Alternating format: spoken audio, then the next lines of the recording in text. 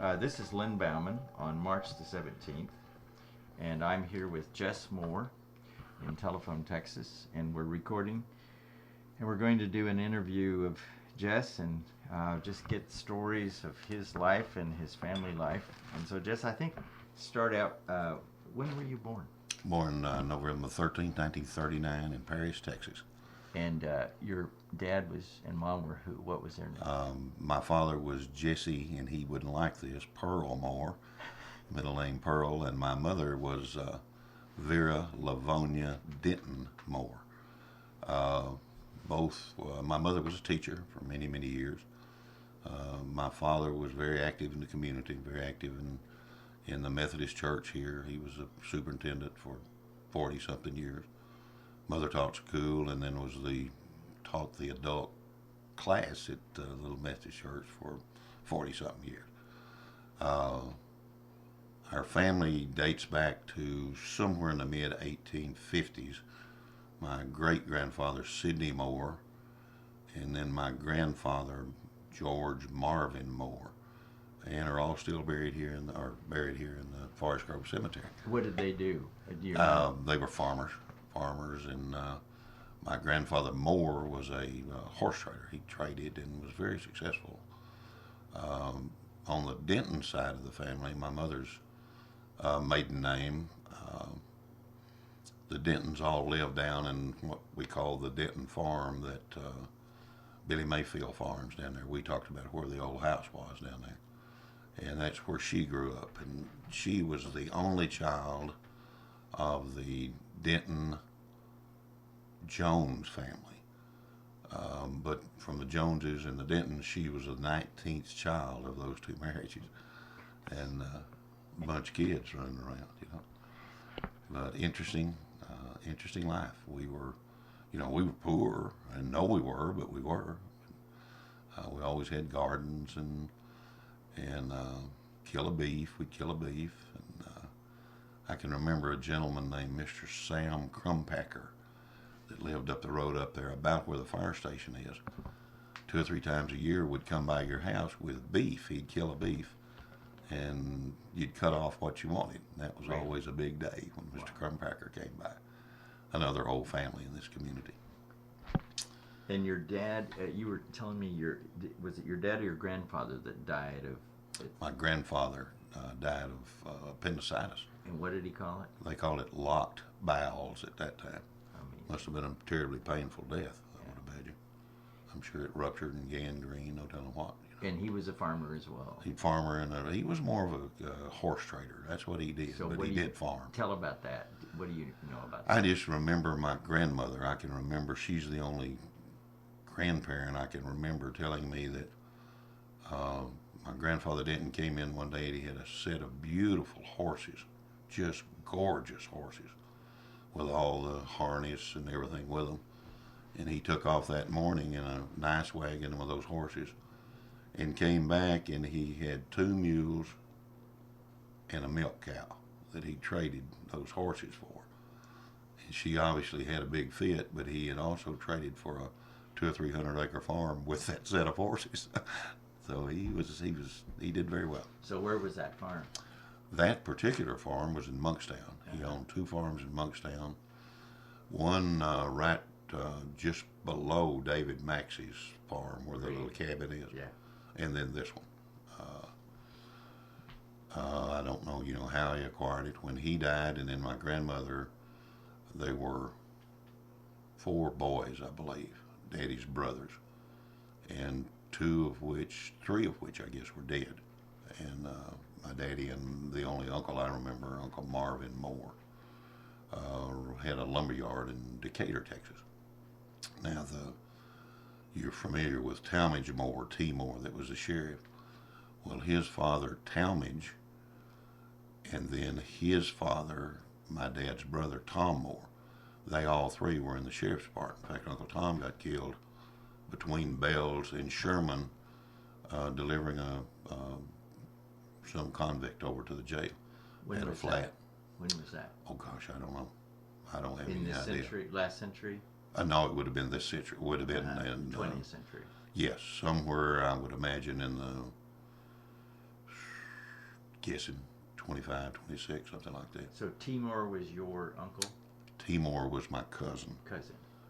His father, Talmadge, was a sheriff, and then his grandfather, Tom Moore, was my dad's brother, and he was a gentleman that got killed on the side of the road. So that's 3 sheriffs in that town. And when Uncle Tom got killed, my mother and father pretty well raised Talmadge Moore, T's daddy, and his sister Mildred Moore. And I was not even along. My mother was 43 when I was born, and the doctors initially told her she had a tumor. And Talmadge, T's daddy, called me the tumor. Well, hell, I was 8 years old before I didn't know that wasn't my name. I thought that's what it was. Everybody called me Tumor. Interesting life. So I've heard stories of your dad and some of your and maybe some of your other relatives from Jimmy Old. Mm-hmm. How would you characterize your dad? And what My did he father do? was a really genuine, super person. Big heart. Was very well thought of in the community. Would do anything for anyone. Just a really nice gentleman. My mother, by the same token, was the same way. She was very well thought of in the community. My father was, like I said, very mild-mannered until you pushed him too far. And when you pushed him too far, the more temper came out a little bit. I've seen him push 2 or 3 times, and that's all I can remember. So what did he do, Jess? Daddy was a farmer, primarily a farmer. But didn't he run a store? Oh, yeah. Pardon me. Way back, he owned what we know as the Dewdrop Inn now, was a drugstore, and he ran a drugstore there. At that time, you could do prescriptions if a doctor lived on premises. And an old doctor, Dr. Williams, lived behind the store where the little kitchen is right now. It was his office. And then Daddy was a commissioner for several years, county commissioner, but primarily a farmer. He'd always farmed on the side. We had a good life, you know. Of course, I was an only child. I'm sure spoiled to death. But and like I said earlier, we were poor. Didn't know we were, but we were. And I can remember the community always was just so worked together so much. You know, if you came time to kill hogs, everybody got together and you did that. A very fond memory of my life was Mr. Wes Ritchie. Wes was Nellene Phillips, William Phillips' wife's father. Mr. West was always right in the middle of hog killings and thrashing, and when we'd have big, when Peanuts came by, you had the whole community just moved in concert to whoever's field it was, and kept doing it till you got through. You remember you'd have super meals at lunch. You know, you'd come in, you'd filthy, dirty, and we used horses then to pull the wagons up, and you had to feed the old thrashers by hand. You know, but really, really good times, you know. So what were they farming back then? Primary crops were cotton and peanuts. Mm-hmm. Cotton and peanuts. Remember very fondly the old gin that sit up here by Sodbusters, going up there with my father with a wagon load of cotton. And he'd always make me stay on the wagon because Mother thought I'd get hurt if I was around that gin, which was probably true, you know. One of the times I saw my father really lose his temper, a gentleman lived down the road here, Mr. Herman Hurst, and we were in line to bale the cotton. And Mr. Hurst pulled in front of my father. And I can till this day remember him saying, "Jess, you sit right here, I'll be back." And he walked over to that wagon and got that guy by the collar and pulled him off and thumped him right there and knocked Mr. Hurst completely out. Daddy just got back in the wagon and said, "We'll just pull around here and everything will be all right." That's it. So the community really was much more of a community at that point. Oh yeah, and several families. We had big. How big was it? Then I don't know. I remember there were 7 stores up there. It's where we know the little community. Really? Yeah. So what kind of stores were they? They were all primarily grocery stores, some dry goods. One of my mother's half brothers owned a big store right there where the lodge is now, a big 2-story store. His name was Marvin Jones, and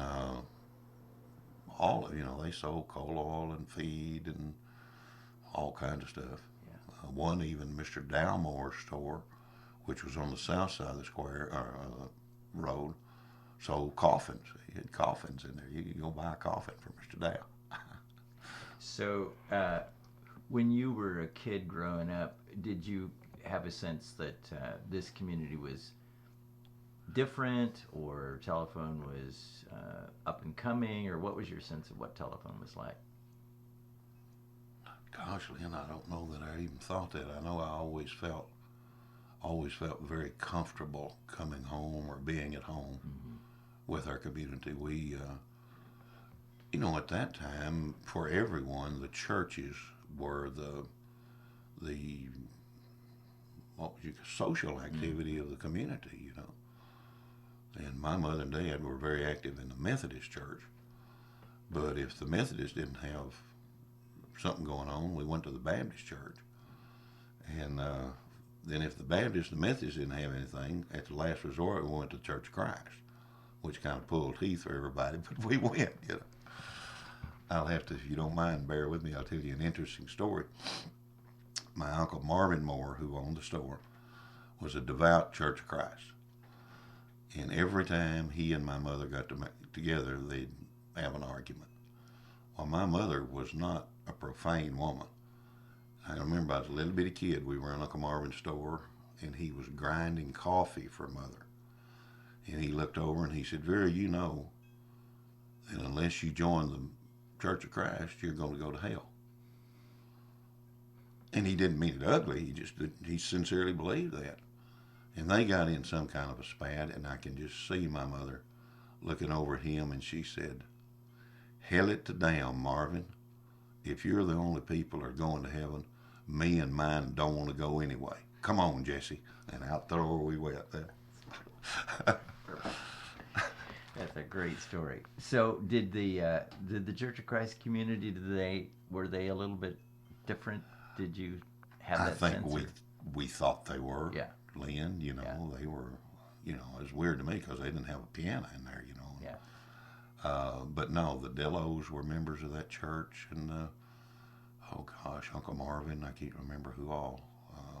Good people, good people, and I don't think anyone used it to discriminate, It was, that's Church of Christ, how they are. And they'd probably said the same thing about us. Would you have made any distinction between Methodists and Baptists at that point? Yeah. What was the difference? I think, in my feeling as a child growing up, we were more, the Methodist Church was more conservative, was not, hell and damnation, Some of the Baptist preachers get pretty strong. Mm-hmm. I can remember as a child we had an old brush arbor out behind the Baptist church, the Methodists is too, and being honestly scared. I'd go find my mama. I want to set my mama. Because of the sermons? Yeah. Hell and damnation, I didn't want part of that. It scared me. Because I'd probably done something that deserved the hell and damnation, So what were you like as a kid? Gosh, I don't know. We were very active in school. Folks in the PTA and all that. Enjoyed sports. And I guess because of my mother and father was I would say an average student, not above average, but an average student. They always believed in education. And at that point in time, pretty good athlete. I was a pretty good athlete. What kind of athlete? Basketball. And then we only had 10 grades out here. And I chose to go to Bonham when I was in the 11th and 12th grade. Played football, basketball, baseball, track. And, not a great athlete, but our teams were always very good. And I was always very proud to be going to Bonham. In fact, one of the dearest friends I have in the world is Bobby McCraw, McCraw Hall, and Bobby and I both went to Bonham. And, coming from Telephone to Bonham was like going from PJC to Texas University. We didn't know what we were doing, and then we didn't know what a football looked like. But it was enjoyable. We had a good time. So where was the school here? It was set right there, basically where the community center is. Okay. It's a real nice school. Big covered basketball court inside. Excellent teachers. Who do you remember? Oh, I remember my first grade teacher was Mrs. Sledge. Her husband was the superintendent or principal of the school. And Maddie Duncan, Mrs. Duncan, Miss Roberta McCrae. I don't know if you remember Roberta or not. She has not been gone too long. My mother would substitute teach some. And was that it on teachers? Yeah, about that. But the outstanding were Mrs. Sledge, Roberta McCrae, and Maddie Duncan. They were exceptionally good teachers. How many kids were in the school? Lynn, I don't know, 100 maybe. Mm-hmm. I remember our little class was like 15 people. Okay. That would have been Billy McCraw, Linnell McCraw, Jack Wayne's wife, Catherine Davis, Gail Dillow, Bobby McCraw, Eddie Kelton. We were all in that class, went through school together. Yeah. So what do you remember as a kid that is one of the most interesting things that happened to you growing up around here? What would you say? Golly, I don't know. I know you and Jimmy used to run around and do interesting things, and I've heard stories told of you. Jimmy Phillips. Yeah, Jimmy. Yeah. Jim Lee and Cooper. Donna. Yeah, Jim Lee Cooper. Yeah.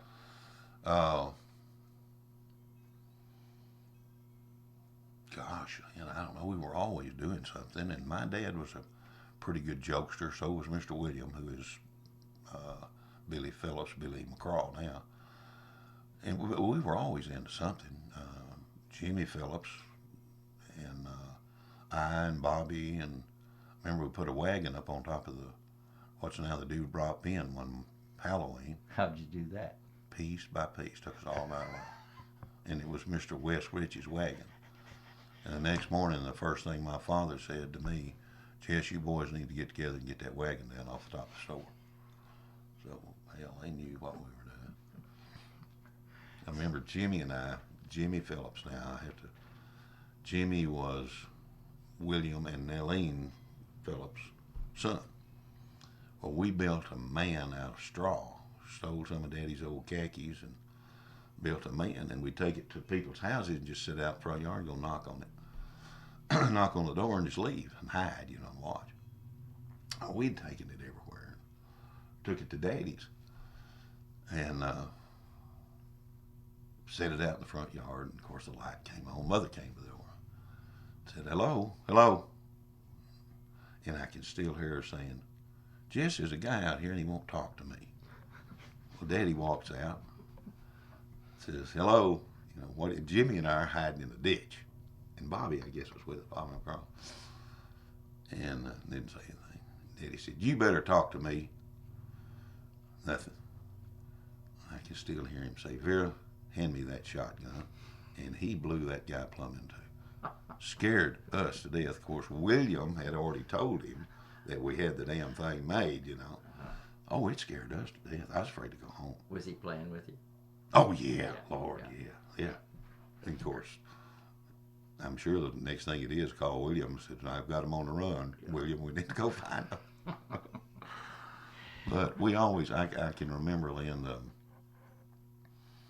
I guess because we were such a small community, the friendship that everybody shared with each other, both adults and children, And we were always allowed to, go hunting. And I can remember the first BB gun my dad bought for me.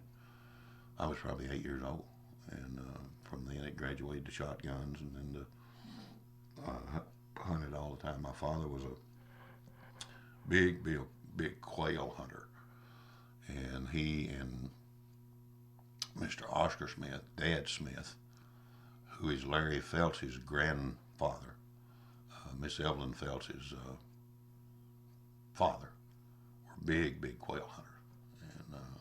And we just went along as kids, we'd go. Maybe take a BB gun, but we'd go. And, so was hunting one of your main things? Oh, yeah, hunting and fishing, yeah. We just grew up that way. What was the game like at that point around here? Oh, my God, Lynn, it's everywhere. Really? It's everywhere. We could leave my house, or Mother and Dad's house was right up here. It burned several years ago. We could walk out through here, and this was all cedars. But we could walk from here down to this little road and around and back to the house and have enough quail for supper that night. And the quail's gone now. They're gone, all gone.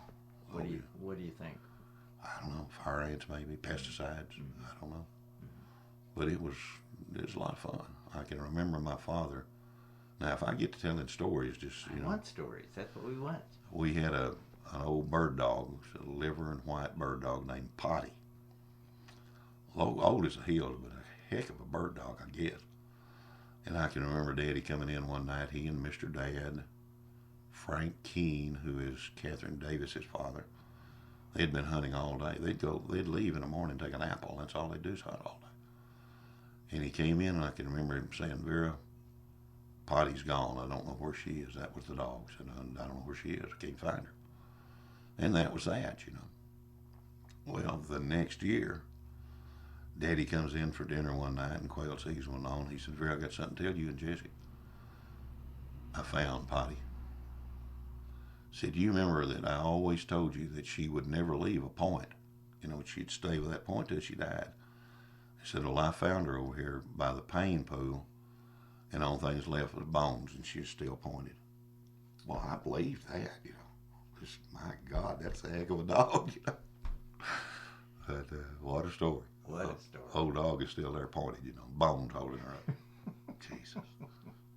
But your daddy had a lot of fun. He did. Did the stories of your uncles and grandfather and so forth being sheriff? Do you remember anything they told? Any excitement in this county? Things that were kind of strange or weird? I remember T's father, Talmadge Moore. I believe he had gone to Paris and picked up a convict. And when they got out of the car, the convict ran, and Talmadge killed him right by the jail, the old jail that's up there. I remember that was a big deal to me. I thought Talmadge looked like a sheriff. I mean, he dressed in a western hat and cowboy boots, and he was always my idol, Talmadge.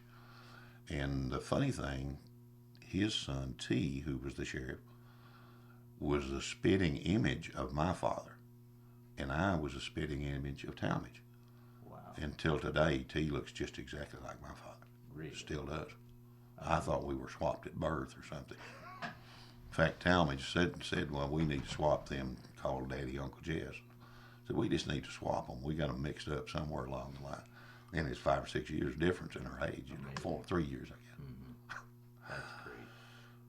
Oh, Lord. So you finished high school in Bonham, and then what happened? Went to University of Texas at Arlington. Was Arlington State College at the time. Got a degree in business, and was in ROTC. Took ROTC while I was there. Of course, went from there right into the Army as a second lieutenant. Went to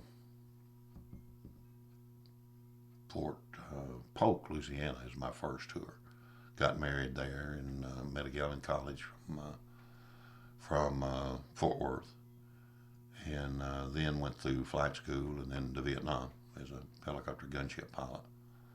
Came back in 68 or 69, was an instructor pilot at Mineral Wells in primary helicopter school. And got out and then went to work for General Cable. So what years were you in Vietnam? 66, 67, and part of 68 Wow. during the Tet. I remember I was there during Really? Tet. Yeah. So were you involved in the TED event? Yes, sir. So Hell yeah, everybody there was involved in Tet. so what happened during that period? Just, we had, I think the whole military organization in Vietnam had misjudged the North Vietnamese. I mean, they were there. They had it planned, and they hit all over. Just we could not have coordinated a hit better than that.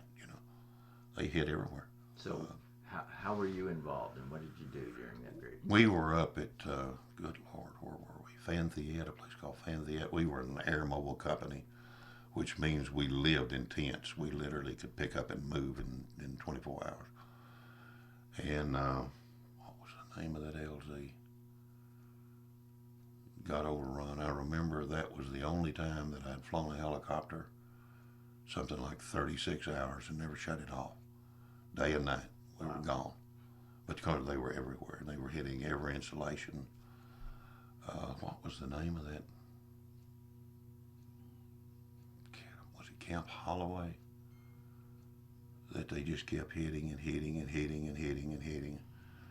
And the only way you could get in and out was by aircraft and bring supplies and more troops in.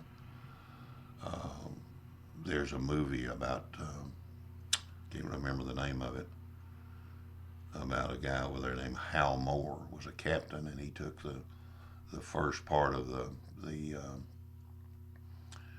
air mobile brigade into that area and just got whacked, man. I mean, everybody got whacked. Still don't know why we went. I see those kids now today in Iraq and Afghanistan, and it's deja vu all over. Really? Because you don't know who the enemy is. Mm-hmm. You don't know. Mm-hmm. So when you left, how were you feeling? Were you feeling defeated? Were you feeling that you'd accomplished what you went to do? What was your sense? Oh, I felt like me personally accomplished what we went to do. I never could understand why we didn't just do what we could do and be done with it. Mm-hmm. And still don't understand. Were you angry? Yeah, somewhat. Yeah, somewhat. Because I know, we could have gone down in the Mekong Delta and joined hands and gone all the way to Hue in 3 weeks, and that'd have been it, but we didn't. The political stuff going on with McNamara and Johnson, and, when you got the President of the United States telling you what your LZs are going to be and where you got a bomb, well, Houston, we got a problem with that. I've been shot at 1,000,000 times and been told that I can't shoot back because it's a friendly village, Well, my radio got screwed up during that period of time, and I couldn't understand what they were saying. Difficult. Lost a lot of friends. Did you? How many do you think? Oh, not only the ones that were in my unit, they were 66 of us in my flight school class, and 33 of us came back. Wow. So. Were you ever downed? Yeah. Yeah. What was that like? Scary. Shot down 7 times. Really? And an aviator doesn't have any business on the ground. We don't function properly on the ground. Yeah. Oh, scared me to death, Lynn. Heck yeah. So, were you injured? No, never got injured. Really? I hurt a shoulder in a pretty tough crash one time. But so, how do you get rescued? What was the? Usually, we flew, when you flew gunships, you usually flew 2 to 3 at a time, and just to watch each other. And every time but one that we were shot down, they were our slick drivers, our regular helicopter drivers were able to come get us pretty fast. Mm-hmm. And it happens. You're gonna get whacked if you're over there and somebody's shooting at you. So when you were downed, it was a slow come down, or was it just a really? Well, the helicopter itself, I don't know if you're familiar with it or not, but if you blow a transmission or blow something, not a main rotor or something like that, basically it's called auto rotation. You just down what's called your collective pitch, and it throws your rotors and transmission out of gear, and you can get her to the ground. All right? Okay. Yeah. You can put it in a place you know, size of your rollerblades. If you can get it in there, it'll go down. And we were very, very well trained, Lynn. Yeah. A lot of the stuff you do, I know I did. I just reacted, and some of us don't even remember. You know, don't remember. Now, were you ever captured or? No. Yeah. No. Close one time, but Tell me about that. we got shot down, and we only had one gunship with us. So we were kind of far off, and landed it in a pretty good little clearing, and we all of us ran to the cover of the jungle. And I'm sure you've seen this triple canopy jungle. It's, you know, and you get inside, it's just like moonlight kind of. And we all went in and were sitting right close to each other like a little perimeter. And I remember sitting there, and when my eyes got used to it, I looked over, and maybe as far as here to that telephone post was a Vietcong. And he's sitting like this with his gun, and I'm right over there. Well, I'm sure he was as scared as I was, because if he had moved, I'd seen him. And I thought, well, me or him, you know, and I killed him. But that was the only time really close, and we stayed on the ground 12, 15 hours. It was exciting, to say the least. Before you were rescued? Yes. Yeah. But it was, you know, we made it fine. No problem. But yeah, scared. So what was it like coming back here, back to your home? I mean, how did that? For me, Lynn, it was great. You know, I enjoyed that soldier stuff. I really did. My wife was an excellent Army wife. She loved it. Loved the pomp and circumstance, you know, when you could do it. Her father, fortunately, was an American Airlines pilot. So she knew how to live with that fear that pilots' wives live with, you know. And like I said, she enjoyed the Army, and I did too, the pomp and circumstance. That guy's 22 years old, 23 years old, was a captain. Bulletproof and invisible, you know. Loved the officers' club, liked the military life, we did. And would have probably stayed in, but they were going to send me back flying gunships again, and I didn't figure I'd make it. So how many tours did you Just do? did one. One tour. Just one. And they were going to send you back. Yes. And you got out. Yeah. And then what'd you do? What was the Went to work for General Cable Corporation in Bonham as an assistant personnel manager, and was transferred to Hot Springs, Arkansas with General Cable, and absolutely hated it up there. And went to work for a bank, and worked for a bank for 7 or 8 years, Arkansas Bank and Trust in Hot Springs. Why'd you hate it? The General Cable. Or just, was it General Cable? General Cable, it was the union. They Okay. were real, they were, what was the name of that union? They were steel workers, and just obstinate, just difficult. I just didn't like it, hated it, you know. But was fortunate to go to work for the bank, and it was exceptionally good. Hot Springs is a nice town to live in. We had our daughter up there. She was born in 72, and then I kind of had an interesting year. I don't know if you want to hear this or not. It sounds kind of like poor me. Can you shut me off? I got to have a cigarette. You know, I got to smoke. So you left Vietnam and went to Okinawa to visit who? Yeah, I went on R&R, and we're backing up a little bit to visit Donna Old, and I can't remember her married name. At that time, Bob and Jimmy Old's daughter. We were about the same age, and as I said before, the Olds and the Moores were exceptionally close. When Bob was down in Venezuela and also in Iran, my father was the manager of Bob's farms and acreage and all that. And the kids would be, Bob and Donna would be were in San Marcos primarily all that time. And we'd go get them on the holidays and bring them home. I can remember Donna wanted to stay one time. She stayed up all night long with my mother trying to convince her that she wanted to stay and live here with us instead of going back to San Marcos. And I think my mother always regretted not doing it. Really? Why? Yeah, I don't know. I think Mother could see how terribly upset Donna was, Donna was always a loving, home kind of body, you know. Now Bob was on the other hand, he's wild as a church mouse, you know.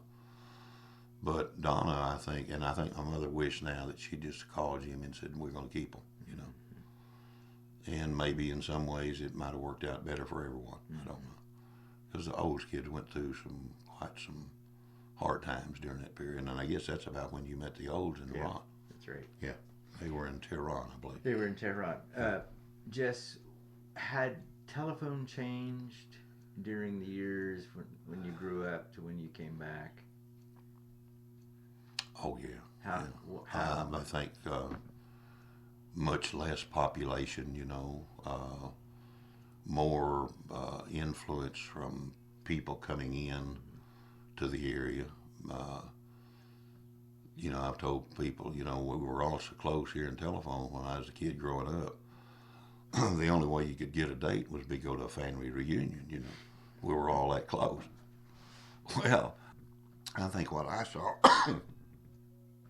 and I came back in 1980, was a lot of the people I didn't know, because most people of my generation had left, you know. And it was different. Of course, my father died in 1980, and this sounds like poor me, but my father died in 1980. He was 80 years old. My mother was then Nady was 81. Mother was 80. That would have been like in June, I believe, of 80. My father died. A month later, my father-in-law died. A month later, my mother-in-law died. In May, I changed jobs from Hot Springs to General Cable in Bonham. And the day after my mother-in-law died, my wife came in and said, I don't want to be married and I don't want the kid. Oh, my. That was a bitch of a year, I tell you. Bet it was. Yeah. So what did you do? It kept going. My mom was alive. We had bought a house in Bonham. And from my daughter's 8 years old till she just raised her, you know. And we finally moved out here when my daughter Erin was a freshman. And probably the best thing we ever did, especially for her. The little community just took us in. People like Catherine Davis. Catherine had a little frame shop up there where Sodbusters is. And she literally raised my daughter, you know. Good people, Lynn, you know, good salt of the earth people. That's great. And was a blessing for me, you know, trying to raise a daughter on your own, and difficult, but we did it. Yeah. You know, we did. And I have a lot of that by the grace of God in this little community. Sula Phelps, you know, just like another sister, Billy Phillips, and Nellene and William, you know, you just, we take care of our own. Kind of take care of our own. Yeah. So are you farming now at all, Jess? I leased the place. My father, when he retired, leased this place to James Skidmore. And I believe James told me a couple of weeks ago that he had it leased for 38 years. Wow. Now, James gets a little squirrely sometimes. We'll be out down here on the farm, and he'll say, Jess, go over there and get that fence post, or go over and do that. And I have to say, James, wait just a minute. I own this sucker. You know? Just because you farm it 39 years doesn't mean I got to go get that fence post. And that's good people, too. The Skidmores. Gladys McCraw. Love her like a mother, you know. Sure, of course you do. Lonita Keene, who's gone. Just good people, because back then, Lynn, you know, if I went to play at Miss Evelyn Phelps' house, at Larry Phelps' house, well, she was my mother. If I got in trouble, she'd whip my britches, send me home, and mother'd whip me again. But they all did that. We, you know, Gladys McCraw, Lord, just good people, you know. So, who do you remember of this community that you would call a character? Oh, God. Cotton Mower probably was one of them. one of Jimmy Lee Cooper, when she was a young lady, one of her friends, and I believe it was Cotton's brother, Pinky. He was just kind of a rebel, always getting in trouble, always doing something, always in a fight, a lot of the time drunk, but I thought he's a hero, He'd come in, had a flashy new car, and all the wee kids just thought he was a hero, Now, his brother, Cotton, was just a character, How so? What do you? just funny, and always doing something. Not much of a worker. He didn't like to work much. His brother, Chief Moore, was worked for the VA. Was a cook at the VA for years, and was one of the guys that's always at the store, always funning with you, Especially my mother. They'd pick on my mother and do all kinds of stuff to her. I remember they being, they had a couple of crazy ones, but I don't remember their name. I mean, they were not, there's a couple of bricks shy of load, and my father would always use them to work in the field, and I can't for the life of it remember their names. So what did Cotton do to? He mostly day labor and maybe sharecropped. Fished. He loved to fish. I remember up here at this old barn, I went out there one time, and Cotton had a big long fishing pole, and he loved catalpa worms. And he's out there with that damn pole sticking up. I said, Cotton, what are you doing? He said, just don't bother me. This is a training exercise. He said, I am training those catalpa worms to get on the end of that pole and crawl down that line and curl up around that hook. Don't bother me. Willie's down there stealing my cotton worms. My catalpa worms. But that was Cotton, he is John Moore's father. Lives at Elwood there. Good people. Good people. I buried Cotton. I was. Oh, you did? Okay. Minister, and so I got to know Cotton at the end of his life. Well, great, good. And it was he was so interesting. And then his wife, Ellie Mae. Ellie Mae, oh yeah. I buried her too. But what about Pinky? I just have a vague remembrance of Pinky. He was just kind of like a wild child, and what I thought. Yeah. He and there was one of Mr. Wess's sons. God, what was his name? They'd kind of run together, and they had been known to have a little whiskey and a little beer, And of course, we kids thought this heroes, I wish we could do that. What was that guy? Chan Ritchie was one of Mr. West and Miss Sue Ritchie's son, Nelline's brother. Mm-hmm. And they were just kind of the outlaws, If there was a fight at telephone, they were usually in it. And Cotton, too, Old Cotton and him. He'd fight a circle saw. Remember, he'd take me down to Coffee Mill, and he knew where the worms were. He'd take you back in the woods, and you'd find big old night crawlers that long, Oh, we thought that, man, if you get to go to Cotton, you'll catch some fish, Is that right? Well, I'm glad you got to know Cotton. Yeah, he's a great guy. I've heard a lot of stories about Cotton. Oh, God, he's something else. So when your dad was running the store, was that the main store in Telephone? Lynn, I don't know. See, I don't remember that at all. I think it was more of I remember they had a soda fountain and drugstore primarily. I believe that's right, but I know the drug business and the soda fountain was the biggie there. So, do you think the reason the population went down was just because of the Depression, or what would? I guess as a kid growing up, I never thought I'd ever be back. Really? Everybody Jack Wayne McCraw and Billy are good examples. I'm sure in their own minds they never thought they'd be back, and I never thought about make the rest of my life at Telephone. Never ever crossed my mind that I'd be back. But how does it feel to be here now? Love it. Do you? Love it ever since I came back. Right. Yeah, really have. Just enjoy it. Enjoy it. Who are your good friends now? Now, oh Lord, David and Maxie, the Jake and Kate Ball, or Red Ball. Of course, we all grew up together. Not the Maxies. Bobby McCraw, Pat Porter, and Bonham. We all went to high school together. Bobby grew up down here. I'm not really around him much, but Billy Mayfield. I think Billy's crazy, but he's a good friend and would do anything in the world for the young man.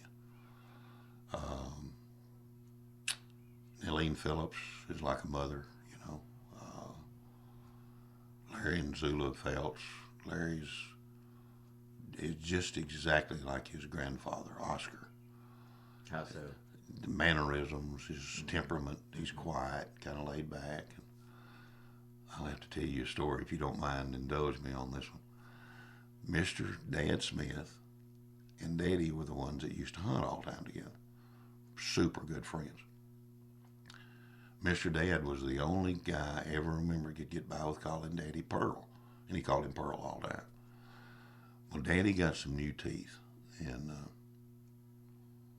Mr. Dad had to have some, so he got his new teeth. Well, they didn't fit right, and every time he'd sneeze, he'd cough the upper plate out or something, you know. So Daddy told him chew gum. That'd help him. Well, hell, that didn't work because it stuck together, and he's always cleaning them. Well, one Sunday morning, I still remember it, the phone rings, and it's Mr. Dad. And, you know, everything stopped on Sunday. You went to church at 10 o'clock. Well, this was like 9:30. Make a long story short, Mr. Dad had lost the upper part of his teeth. I remember going down there, and we looked, and we looked, and we looked. And finally, Mr. Dad and Daddy moved the sofa. Well, there was his upper part of his teeth.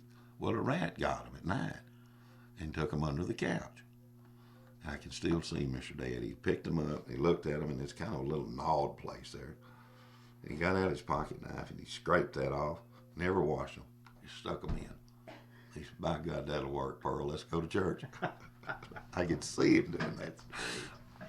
That's a good story. Of all that you remember, I mean, is there one that just sort of sticks out in your mind? I got to tell this story because it's so important in my... Gosh, Leon, I don't know. What was the most exciting thing that ever happened around here that you remember growing up?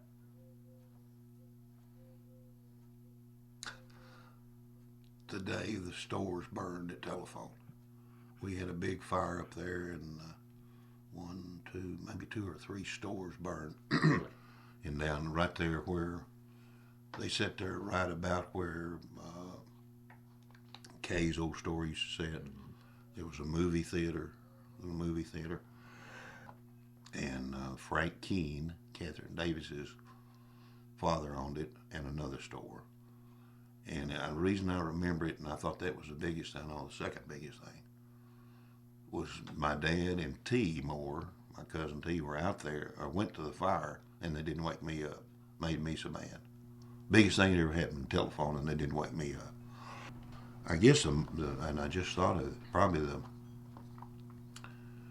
thing really outstanding is we had a tornado came through here. And it came right across through here, and this little house that's right below me is where my mother's half-sister lived, the Hawkinses. And we didn't have a cellar, and we lived up here where the house burned. And we heard it coming, and we got out in the road, and we were going to Ernest Norther's cellar. He's the only one that had a cellar. And we started to turn in. We were walking. Started to turn in the driveway. And Mother fell, and I can remember her saying, y'all go get in the cellar, I'll be fine. And I remember my dad and I both turned and helped her up, and we went to the cellar, and we saw it go right out through there. Saw the damn tornado go right out through there, and if it'd come straight down the road, it'd have wiped us out. Yeah. Is that right? Yeah. What year was that, do you imagine? Leon, I don't know. I want to say 1952. Mm-hmm. It might have been earlier than that. I wasn't very big. So why did the stores burn? I don't know. I don't even recall why. And they were never rebuilt then? not back to their original. They were nice big old stores, big. Kind of like, do you ever recall any of the old store at Elwood? Yeah. When it was open, Sure. really open? Oh, yeah. When Albert Parker had it? Yeah. Well, they were like that. Really? They had harness. They had buck beans, I remember, and seed and everything. Mm-hmm. Coal oil. Story you talking about cotton. Uncle Marvin Jones owned the big store where the lodge was. The one I told you, Mother told him, hell at the dam. We had a black family that lived way down there by Billy Mayfield, kind of by Eddie Kelton. Mr. Jack Briggs and his family. Well, Uncle Marvin took a week off and Cotton ran the store. Well, Mr. Briggs came up there and he got a gallon of coal oil. And Cotton said, well, Mr. Briggs, that'll be 15 cents. And he said, oh, no, Mr. Cotton, won't be 15 cents. Cotton said, well, why? He said, well, Mr. Marvin charges me 20 cents, has forever. So Uncle Marvin is putting it to Mr. Briggs. Interesting. Interesting. Lord, how do you remember that? I know. But the thing of it is, these are the stories that make the community the community. How many black families were there at that point? I believe only one. Uh-huh. I believe Mr. Briggs. And of course, there's a passel of them. Now, there was a black family over here. Damn, I don't remember the name. And they always killed hogs, but that was later. Mm-hmm. That was later on. Now, there were a lot of black folk out at Riverby. Yes. Uh-huh. Why was that? Right. Well, because of the Morgan and Goss farm. Okay. That, were really in 2 steps from slaves, most of it. Is that right? Yeah. So how long did that farm go on? Oh, gosh, I can vaguely remember it. I remember Mr. Morgan and Mr. Goss, just vaguely. What were they like? But Lynn, I don't recall. I always admired them because of kind of what they did. It's interesting. My mother got her teaching degree when she was 16. You could ride off then and get her certificate to teach. Well, she taught down here at Bigby. There was a little schoolhouse there. And walked to where I could show you the old house. Sometime when you want to get adventurous, I'll walk down in the government woods and show you where the house is. And she taught there for about a year, and Mr. Goss and Mr. Morgan came to Mother and said, if you will teach down at Riverby, we'll build you a schoolhouse. So she went down there and taught. Really? In a little 2-room schoolhouse.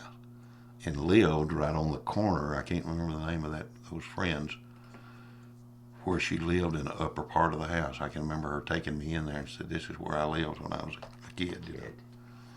So why was Riverby such a, I mean, it's on the river, obviously. Mm-hmm. Was that a crossing point, or what was it? I don't know. Uh-huh. I don't know. I know. See, that whole area back then was absolutely, totally controlled by the Gosses and Mr. Goss and Mr. Morgan. Morgan owned the first farm where you could still see the old store that was out there. And then Mr. Goss owned right below Bullock Creek, and thousands of acres. I can remember being at Mr. Goss's and seeing the old slave houses still out there that people lived in, little bitty bungalow looking things. Vaguely remember that. But they were, they were pioneers. They were tough old guys. Mr. Goss, I guess, probably, I don't know. They were, and the funny thing, they weren't rivals. They were always pretty good friends, as I remember. And they were cotton farmers? Primarily cotton, yeah. I guess, yeah, cotton, I would imagine. Now, how did Monkstown fit into all this? Lynn, I have no idea. I don't know. Were people at Monkstown and Telephone pretty close, or? I think there tended to be a rivalry between all the little communities. Most all the little communities had baseball teams, and they took it real seriously, Where'd they play? Every little community had a ballpark. We had one right out here that even had lights and bleachers. Really? Uh-huh. Oh, yeah, I can remember right out there. I guess Daddy just let them use the land, But it had bleachers and lights, and I remember I got called. I went out there with my BB gun after the season was over, and I shot out every one of the lights with my BB gun. And Sam Perkle, I've still not liked him since then, lived in a little house right down this road, and he saw me and told Daddy. It was $86 for those lights, and I had to work all summer and pay for them. Oh my goodness! I got out paid for them. Really? So where'd you work? Hoeing cotton or hoeing peanuts, or my first job I worked for Calvin Phelps, feeding a hay baler. Really? One of them old hay balers that you feed, you know. Yeah. I remember it was $82 something I had to pay them down. I always hated old Sam for telling on me. Because I would have got bad or to blame T. See, I could have blamed T. Damn. So T was one of your running buddies, huh? Yeah, T would come out here every summer. In fact, the mail used to come out of Bonham, and an old gentleman that owned a taxi service delivered the mail out here and T would come out on Friday afternoon. And the things I've done to that boy, no wonder he... Well, what have you done to him? Oh, good Lord. Well, tell one thing. Well, T was a country boy, a city boy. We'd started down this road to the pool. We were hunting or something. And got about halfway down there, and T said, "Yes, I've got to go back to the house." And I said, "Well, T, now we're talking 6, 7 years old, I said, "Well, you got to go back to the house for?" "I got to go to the potty." And I said, "Well, you got to do number 1 or number 2? "Number 1. I said, "T, we're out here in the country. You don't have to go back to the house to tinkle. Just walk over to that post right there and do it." Well, what I'd failed to tell him, Lynn, is Daddy had an electric fence there. And we were barefooted, and it was wet. And see, T hadn't ever been the same since then. He's been screwed up since that day. I know that. So what did he do? Oh, it hurt. And I'd always tell him, and T will back this up, I'd say, "T, don't you tell Mother and Daddy. They won't ever let you come back out here again if you tell them about it." Hell, I like to kill that boy 2 or 3 times. You weren't good for him, were you? I think it made him tougher, I guess. I bet it did. You ought to hear him tell the stories. So what would he tell? He'd tell it just like it is, just the same. T's just like a brother I never had. Yeah. Very, very, very close. That's great. And he's still alive, right? Yes, he's the ex-sheriff. Yeah. 16 years, and he retired, and he, believe it or not, works for Quick Lube out on the highway. He loves it. Does he really? T was a mechanic by trade, a very, very good one. Right. And T's all right. He'll do the ride the river with. Yeah, he's a good man. I've always liked him. So when you never got remarried? Oh, yeah. Oh, you Lord, did? Yes. Remarried my high school sweetheart, Elizabeth May. I don't know if you know Liz May. Yeah. Okay, Liz May's daughter, Faye. Now, Liz is another mother to me. I just love her to death. Right.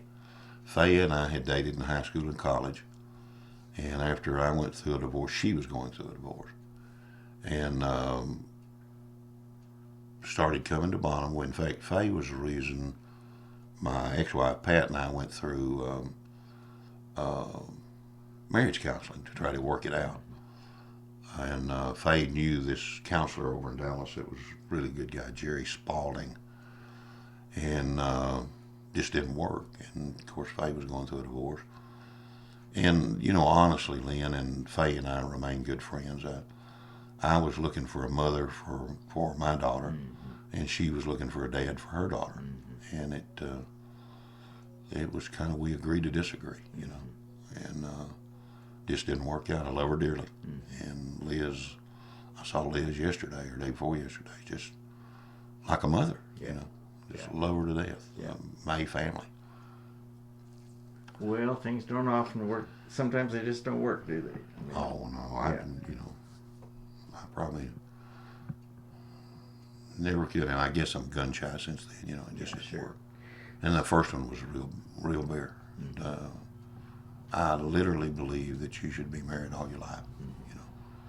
It didn't work. But it doesn't always happen. No, sir. Doesn't do it. So what do you do for fun now? I mean, what's your... Mess around this whole farm. Yeah. You know, what I can see to do, I do. Yeah. David Maxey and I and Jim Frainer, Jim is another dear friend, are my eyes, you know. They take me places and do things. And David Maxey and I, we like to go to Choctaw. Yeah. Love it. Just love it. I hear you have a girlfriend there. Yes, we do. Well, David does. Well, he says that you do. Wrong. No, he swears you have a girlfriend. I told you we need to have an intervention with David because you can't trust him in what he says. So, Did he tell you the damn Depend story? well, he told. Tell me that story. I want to hear your version. We were looking for some Depends at Brookshire's for nail. And we couldn't find them. So we come up to the counter, and I had a basket, and David had a basket. Well, Charles Herpatch, who's the store manager, was there. And I said, David, go over there and ask Charles. I know they got those things, and I'll just stay in line. Well, they went back and got them and put them in David's cart. I never thought anything about it. Well, I start out, and Charles comes over to me and says, Jess, if you're embarrassed about buying those Depends, you just tell me, and we'll go get them for you, and we'll have them in the checkout. Well, what that blooming David had done, went back there with Charles, and they found them, and David says, Charles, you know Jess, he's real proud and gets embarrassed sometimes, but these are for him. He's kind of got a problem. Well, that jerk. Lynn, I hadn't been home 15 minutes, and the phone rings, and it's Pat Porter, my dear friend in Bonham, said, Jess, I didn't know you had a problem. God, I'm not picking on me. Here I am, a disabled American veteran, can't see. I don't need that. You don't need that. That's right. Well, I heard about the lovely young lady at Choctaw that made you coleslaw or something, or fruit salad or something, and that you were really deeply in love with her. That's what David says. Okay, this is the lady that I proposed to marriage because she makes shrimp salad. That's it. Okay, that's... Believe me, she is not young, and she is not very attractive. David BS'd you about that. But you would marry her for her shrimp salad, I hear. At that point in time, I would You have. would. Yeah, sure. And the funny thing about it, these gals, one of them that White sold us, is just the sweetest little gal. That's David's girlfriend. I asked her, I asked, what is her name? What was the name of the mansion in Gone with the Wind? Yeah. Okay, that's her name. Scarlett? No, I mean, that's the lady. Anyway, Yeah. I said, if you'll tell that lady that makes this shrimp salad, if I'll marry her if she'll keep making it. Well, she goes back and gets this gal. And she's about 76 or something like that, she told me. And I said, hon, I'll marry you. She said, well, I'm 76 years old and I'm looking for a man. Of course, David used that all later. He did. I heard Hell about back. that. That's right. He wanted you to marry her, too. Oh, I'm sure he did, because he wants some of that damn shrimp salad. Exactly. Yeah. He wants it up here in Telephone, Texas. But David and I, over the past, I don't know, Lynn, probably 6 or 8 months, have become very good friends. Yeah. And I just love Nell to death. It's tough, man. Yeah, it is It's tough. tough. It is tough. We've been able to really talk about it a lot. And, Well, you've been a real good friend of his. Well, and, thank you. And it means a lot to him. I know how much your friendship means to Yeah, David. it does to me. It means a heck of a It does lot to to me. David. his whole family are Yeah. good people. They are. They really Good are. people. And, And I but know just the it's- fact that he's got you, I mean, I think you keep him stable. Well, as you probably know, or David would probably tell you, there's not much BS. Yeah. I'd rather know what it is. Let's get that on the table. Yeah. Play the cards. And, if it falls out, it falls out. Sure. If it doesn't, it doesn't. Yeah. I found in my life that, Lynn, being honest gets you a long way ahead. My father always told me, he said, just don't ever lie. He said, if you don't ever lie, you don't have to remember what you said. Mm-hmm. It's pretty well stuck with And me. you've kept that. I've tried. Yes. What else? Has he said anything else like that that sort of Uh, guided you through life? I guess my father and my mother both were tremendous influences on me because they were always so stable. You know, my father's like a rock, and my mother too. Mother was 93 the day she died in a rest home in July, and I was up there and I said, Mom, it's about 103 outside. Why don't you get your shorts on and your tennis shoes and come out here and I'll just run you a race? She looked around a little bit and she said, well, son, I would, but I don't have my running shoes up here. They're at the telephone. 30 minutes later, she's dead. Wow, amazing. Tough people. Yeah. They all were back then. You know, they just, Mr. Maxey, you know, Yeah. one of the breed, you It know, was. It was. one of the breed. Yeah. He'd tell me stories. He worked for Chance Vaught, flying in Mustangs, P-51 Mustangs. He'd get to ride in them sometimes. Wow. That would have been a thrill of my life, It riding in a would've. Mustang. So did you fly any other planes other than helicopters? Yeah, I went ahead and got, I've got a commercial helicopter, commercial fixed wing, multi-engine instrument license. Yeah. Do you miss it? Oh, Lord, yes. Would you fly Absolutely. today if you could? You bet. Yeah. You bet. If I could see, I'd have a little airplane right out here right Yeah. now in Yeah. J3 Cub or Yeah. something, you know. I bet. Yeah, I would. I really, really miss it. It's like I have a couple of Harleys. Well, I sold one of them, and I miss it. I really miss the freedom of it. Sure. But you live with it, you know. Yeah. Live with it. Like I said before, certainly not saying poor me.